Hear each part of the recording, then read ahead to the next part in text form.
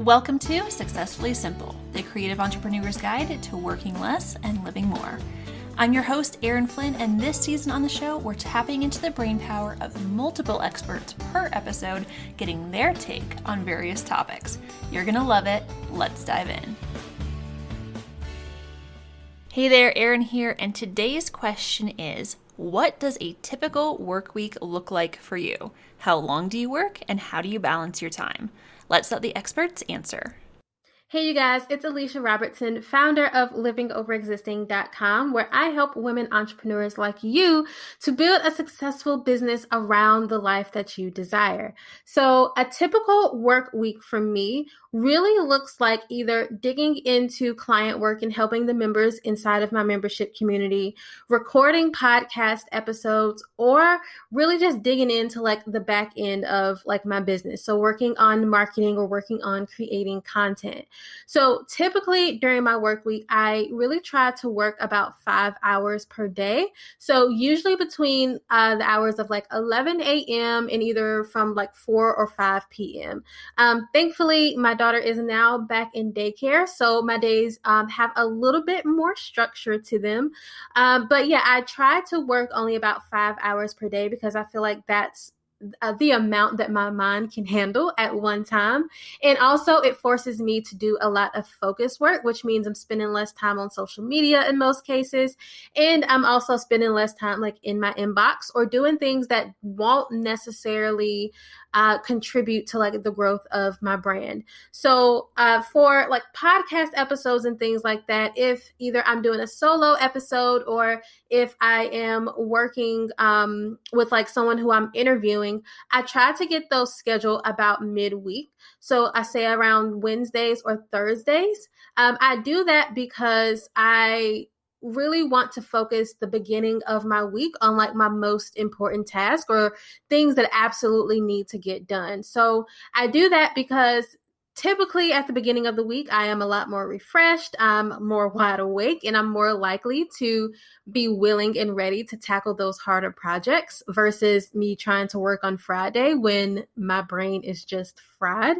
So I really do try to, plan out those big tasks at the beginning of my week. So that could mean doing any type of like marketing plans for my business or kind of planning out my content. That could also look like doing any type of coaching calls. So every month in my community, I do like a live coaching call that takes place at the beginning of the month.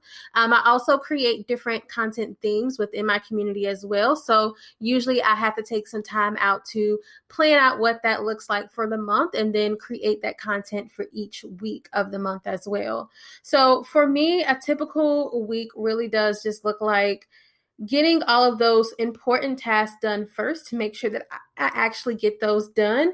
And then also spending the rest of the week, once I get to like a Thursday or a Friday, that's usually when I tackle my inbox or when I can, spend a little bit more time on social media or do some other smaller tasks in my business that are important, but won't necessarily make an immediate impact on what I'm doing like within my business. So that's what a typical work week really looks like for me. I think my biggest takeaway when it comes to just balancing your time is to make sure that you are writing out like in a planner or a to-do list, or if you're using like a digital program, is writing out what is most important for you, starting with your top priority task and then working your way down.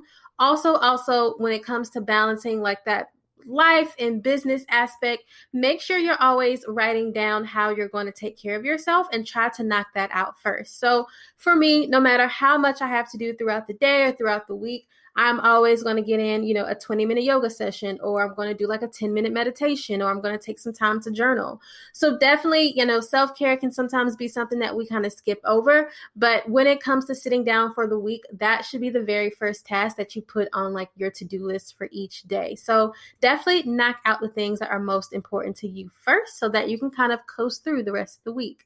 All right, you guys, if you would like to connect with me, again, I'm Alicia Robertson, and you can find me over at livingoverexisting.com. Hi, I'm Jordan Gill from System Save Me. So a typical work week has adjusted dramatically since COVID. However, I would say boundaries have stayed similarly. So I tend to work 5 to 6 hours a day, generally in the afternoons, but with virtual learning, I've had to adjust to the evening so that I could help support my 6-year-old bonus son with his first grade class at home. And so, 5 to 6 hours a day max from just like an energetic level. Ideally is again from 11 to 5 or 12 to 6-ish. I do not like to work in the mornings. It's not when I'm awake. It's not when I'm alert. And I do my best thinkings in the afternoons. That's when I have kind of the height of my energy, afternoons or evenings. And I really look to balance my time by making sure that at least one full day a week I am not working. The tricky part about this is I love my work.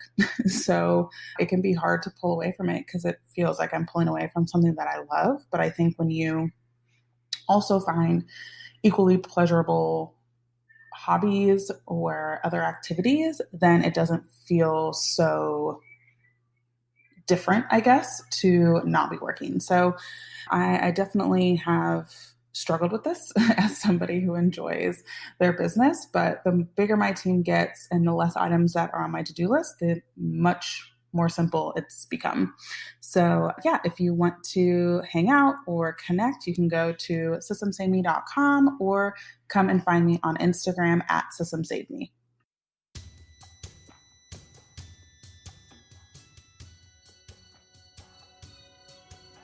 Hey there, really quick before we get back to the show, if you want to create your own successfully simple business, you need to join the shortcut.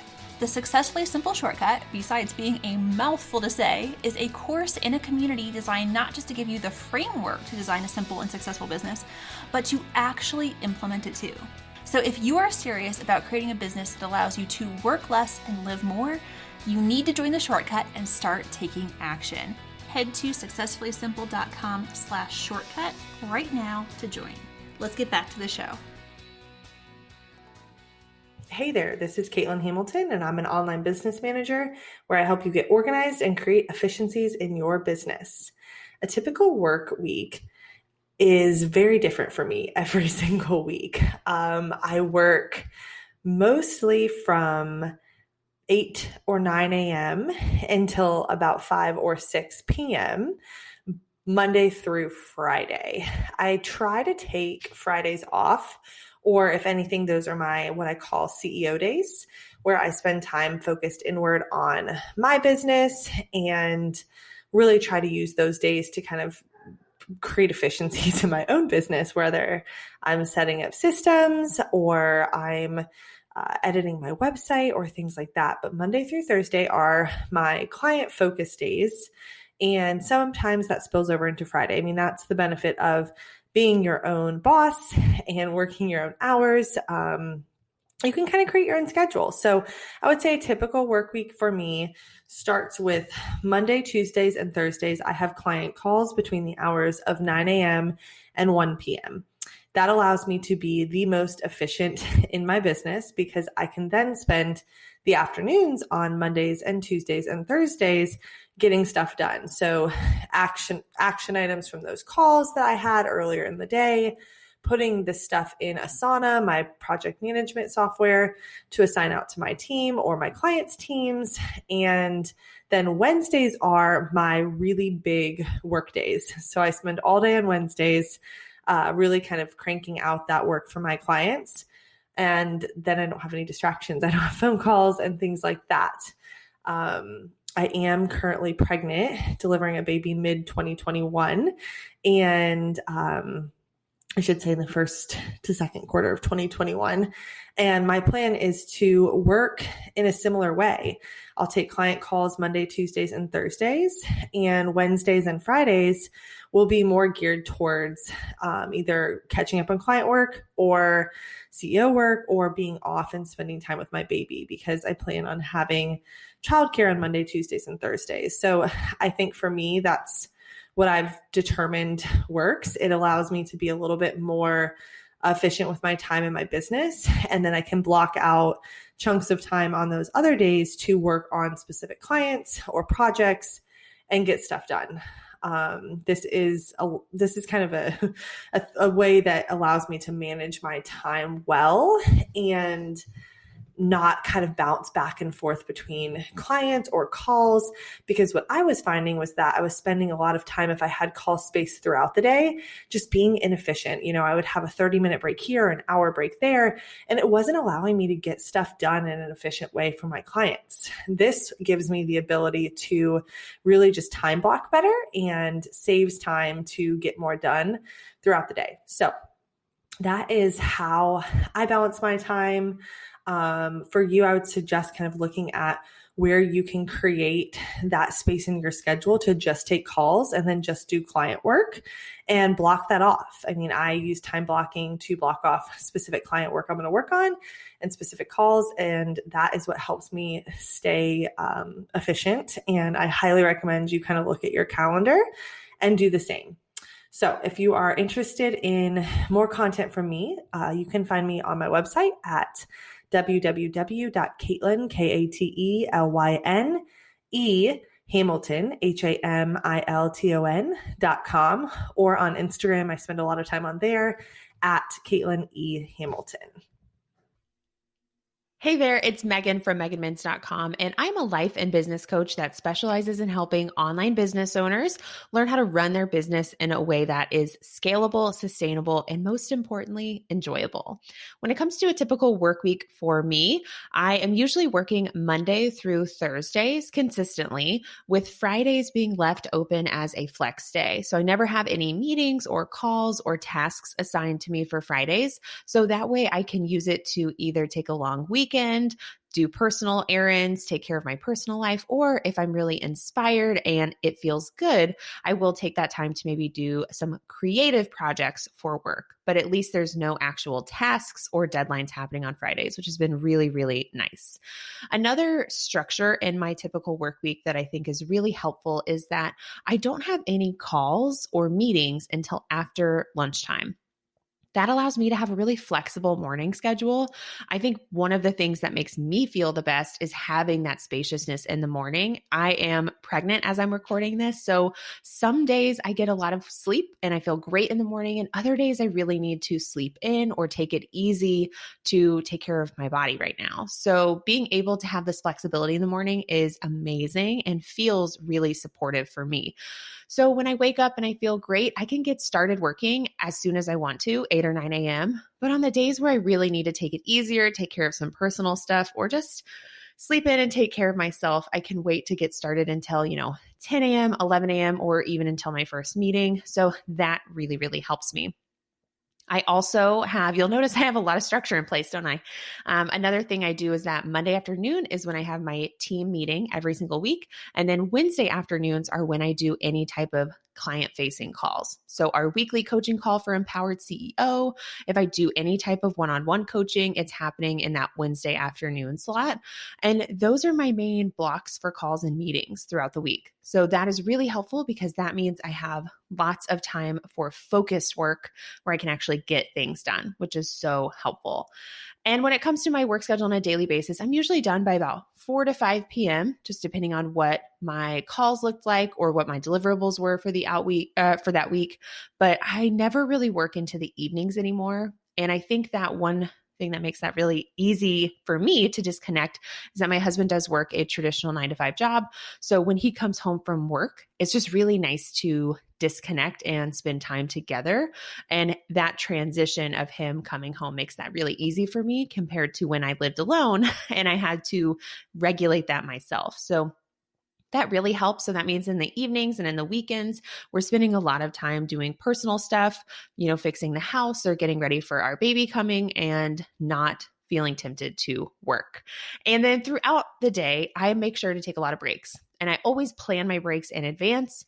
Of course, I take some extra ones if I need to in the moment, but I usually plan to have an hour-long lunch break. I plan breaks within my schedule to make sure I have buffer time to just do whatever I need to in the moment, whether that's standing outside with the dogs, letting them run around in the yard, or getting a snack or taking a nap. I incorporate breaks into my day, which is so helpful. And I think that when it comes to creating your own work week and finding a way to balance this that feels supportive for you, the biggest tip I have is to have a type of block schedule like I just explained that I have. So having key time when you are going to be on calls or meetings, and then key time where you're open for focus time, where you're not getting distracted, having that balance and having those boundaries is critical. So if you don't have any type of structure or block schedule in place right now, I would love for you to sit down, take 15 to 30 minutes, look at your week and identify when you want to have availability for meetings and calls, and then dedicated, protected time for you to do focus work. I hope that helps. I would love to connect with you over on Instagram. You can find me at Megan_Mins, and I hope to see you there. Hey everybody, Quinn Tempest here. And yes, if you're wondering, that is my real name. I've been told I sound like Marvel's next superhero who can control the weather. For now, my only superpowers really are helping female founders create more purpose and profit in their businesses and in their entire lives. So how do I really spend my time during the week? What does a typical work week look like for me? Honestly, I think I used to love the idea of being an entrepreneur who could do anything at any time that they wanted. And so for a long time, I used to work at night. I used to work on the weekends. And after a while, I found that I didn't like it, especially when I met my husband, which was maybe about 3 years into running my own business. He worked normal hours.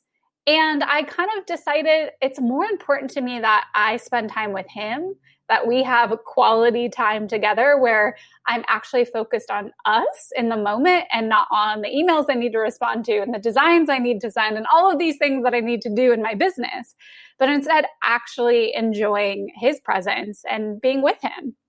And so really that changed my whole mindset around how I spend my time during the week. And so honestly, my schedule is pretty much 9 to 5, Monday through Friday.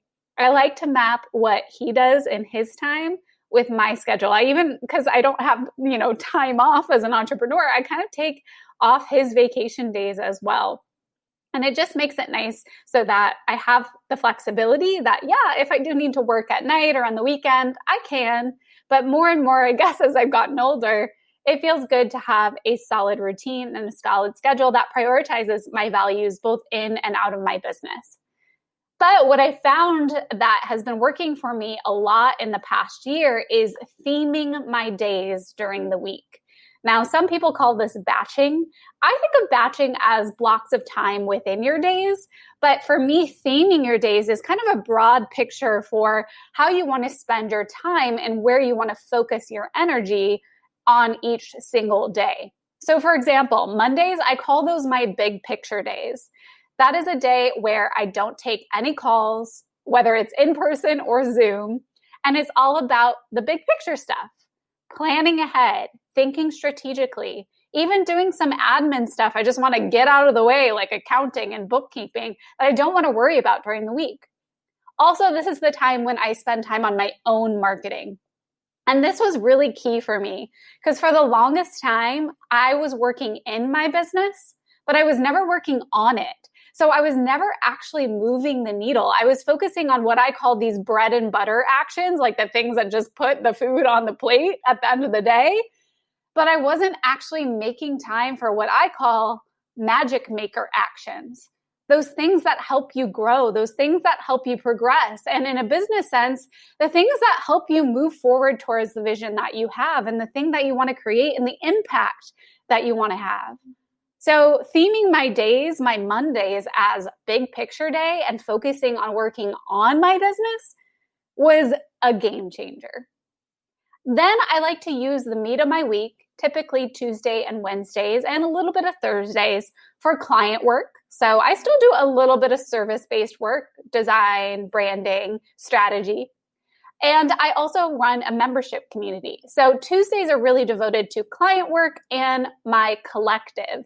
So that's when I'm going to be creating content for my members. I'm going to be showing up in the group live. And I know that that's what's coming for my day.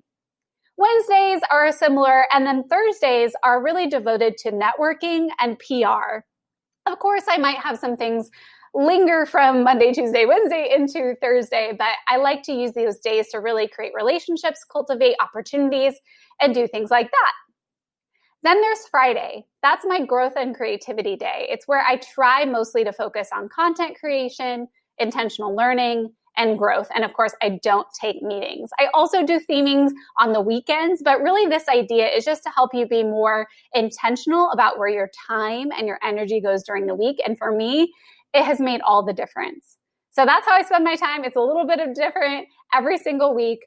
And I don't stick hard and fast to these things, but it has really helped me hone in and harness my energy and my time with intention. If you want to connect further on this, just find me over on the gram. I am there way too much. I am at quinn.tempest. You're going to find a lot of colorful photos, and I'd love to connect with you. Hey there, it's Erin. I'm back to tell you about what my typical work week looks like. So things have changed a lot around here, not just because of COVID, but because I had a baby during COVID. And I used to work about 4 hours a day, but since coming back from maternity leave, I now work about 1 to 2, or sometimes none. On average, though, I get in about 5 to 7 hours a week. So you would think this would have a really negative effect on my business, but in reality, I just lean in really hard to the 80-20 rule and I'm able to still hit my goals. So if you're not familiar with that, it's basically a rule that states that 20% of your efforts give you 80% of your results. The other 80% of your efforts don't really do much to move the needle, so I just don't really bother with them.